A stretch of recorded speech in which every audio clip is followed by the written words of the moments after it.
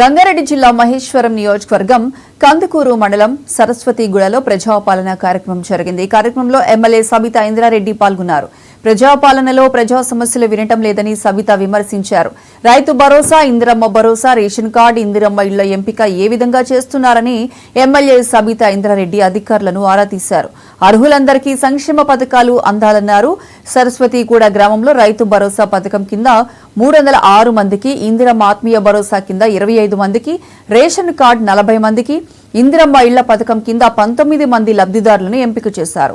ఈ కార్యక్రమంలో Kandukur tahsildar Gopal, MPDO Saritha, special officer Sandhyarani, Kandukur PSCS chairman Chandrashekar, vice chairman Vijayender Reddy పాల్గొన్నారు. రాజకీయ నాయకులు చెప్పిన వారి పేర్లను మాత్రమే అధికారులు చదువుతున్నారని సభకు హాజరైన పలువురు మహిళలు అధికారులను నిలదీశారు.